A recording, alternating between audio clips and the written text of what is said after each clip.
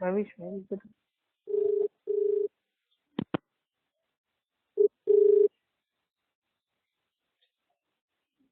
السلام علیکم.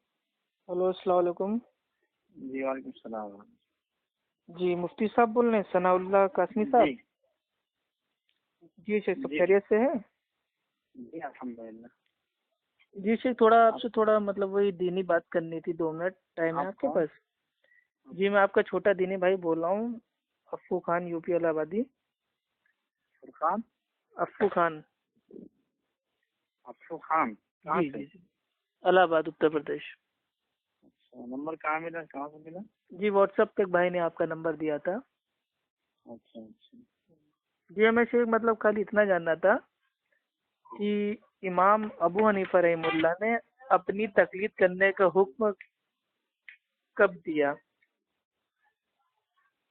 جی امام ابو حنیفہ رحمہ اللہ نے اپنی تقلید کرنے کا حکم کب دیا کہ ہاں میرے جانے کے بعد تم لوگ حنفی بن جانا اور میرے نام سے مطلب بھائی اصول بنا لینا فقہ کی, بھائی جو کتابیں ان کو لکھ لینا اور میرے مسلک کی پیروی کرنا؟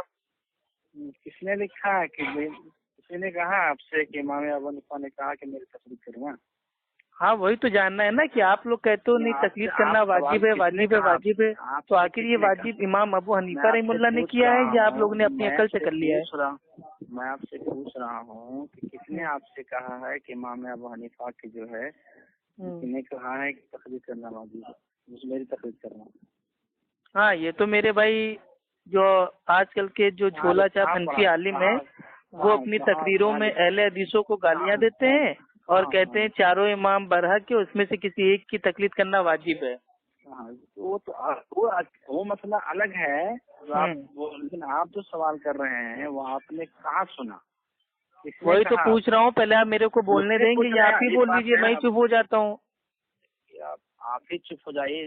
میں آپ سے پوچھ رہا ہوں, آپ مجھ سے پوچھ کر رہے ہیں امام صاحب نے کہا ہے, تو یہ کس نے کہا؟ آپ یہ الزام لگا رہے ہیں, آپ نے کہاں سے رقم کیا؟ نہیں یہ تو دعویٰ ہے نا, اس کے اوپر سوال میں آپ سے کر رہا ہوں نا. کہاں دعویٰ ہے, کہاں کس نے دعویٰ کیا؟ وہی تو بول رہا ہوں میں بھائی, میرے کو بولنے دو گے کہ اپنی بولتے رہیں گے آپ؟ تو عجیب بات ہے. تو آپ نے بھائی سوال کیا, ہر آدمی کہتا ہے کہ بھائی تقلید کرنا واجب ہے اور ہم امام اعظم ابو حنیفہ رحمہ اللہ کی تقلید کرتے ہیں. سن لیجیے مفتی صاحب, پارا آپ کا نہ گرم ہو, ٹھیک ہے سن لیجیے. گرم نہیں, میں ابھی میں سفر میں ہوں, ٹھیک ہے. تو سفر میں تو اس سے کیا لینا دینا, دین کی بات کے سفر میں کرنے کے لیے امام ابو حنیفہ نے منع کیا ہے. آرام سے کیجیے, آرام سے کیجیے. آپ عشاء کے بعد فون کیجیے. تو وہی تو میرا سوال ہی آپ نہیں سمجھے. لوگ کہتے ہیں تقلید کرنا واجب ہے, تو امام ابو حنیفہ رحمہ اللہ نے تقلید کرنے کو کب بولا؟ میں پوچھ رہا ہوں کس نے کہا کہ امام صاحب نے کہا تقلید کرنے کے لیے؟ کس نے کہا آپ سے؟ آپ کے نزدیک کیا ہے, امام ابو حنیفہ رحمہ اللہ کی تقلید کرنا چاہیے یا نہیں چاہیے؟ بالکل کرنا چاہیے. تو وہی میں پوچھ رہا ہوں کہ ان کی تقلید کرنا چاہیے, تو امام اعظم ابو حنیفہ رحمہ اللہ نے اپنی تقلید کرنے کا حکم کب دیا؟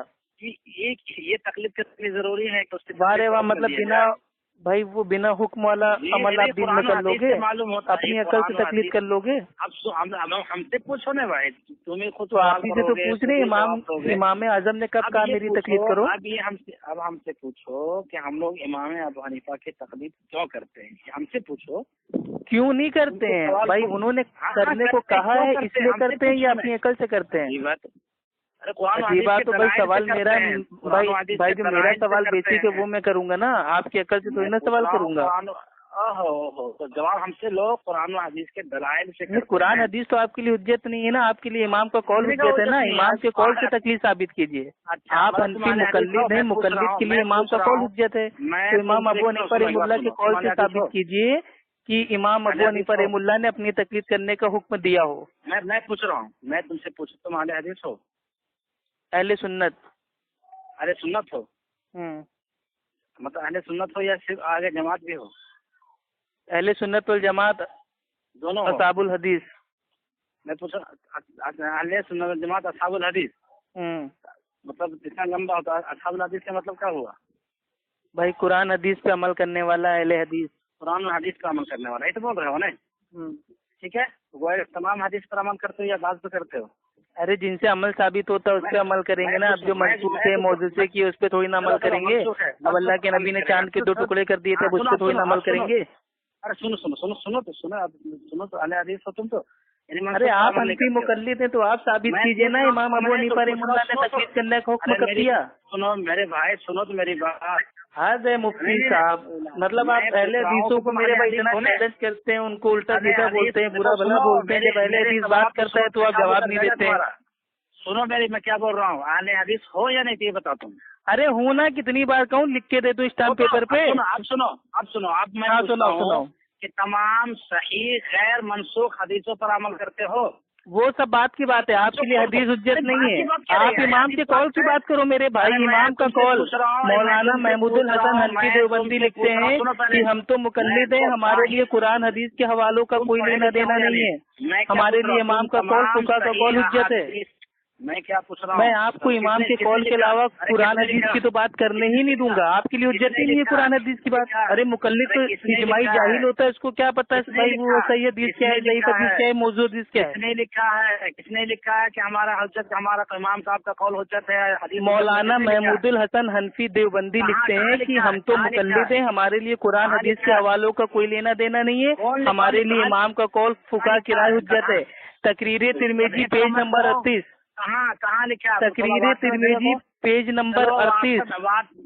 तुम देखो तकरीर तिरमिज़ी कहाँ है? हाँ मेरे भाई देखा है, मौलाना अशरफ अली थानवी साहब की है। और आपके अशरफ अली थानवी कहते हैं कि जो ईमान का घटना बढ़ना है वो गधे के आला तनस्सुल की तरह है। तो आपका ईमान बढ़ता है तो गधे के आला तनस्सुल की तरह बढ़ जाता है, घटता है तो बिल्कुल छोटा हो जाता है। माअज़ल्लाह, ईमान की मिसाल गधे के आला तनस्सुल से आपके अशरफ अली थानवी दे रहे हैं।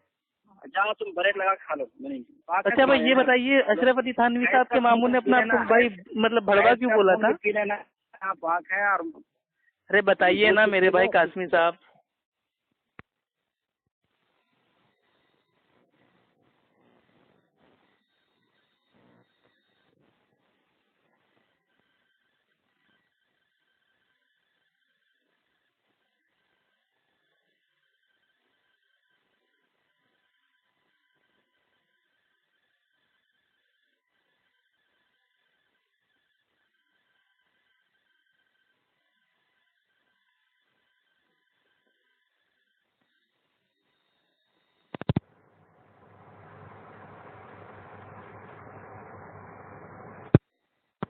ये थे सनाउल्लाह कासमी साहब जो अहले हदीसों को गालियां देते हैं और अपने बयान में खूब उल्टा सीधा बोलते हैं, खूब लंबे लंबे चैलेंज करते हैं। तो एक भाई ने इनका नंबर हमें दिया था कि अप्पू भाई जरा इनसे बात कर लीजिए इस्लाह की नीयत से। लेकिन ये तो भाई खोदा पहाड़ और निकला छोटा सा चूहा, तो इन्हें आता जाता कुछ नहीं है, कौड़ी का इल्म नहीं है, करोड़ों की बात करते हैं।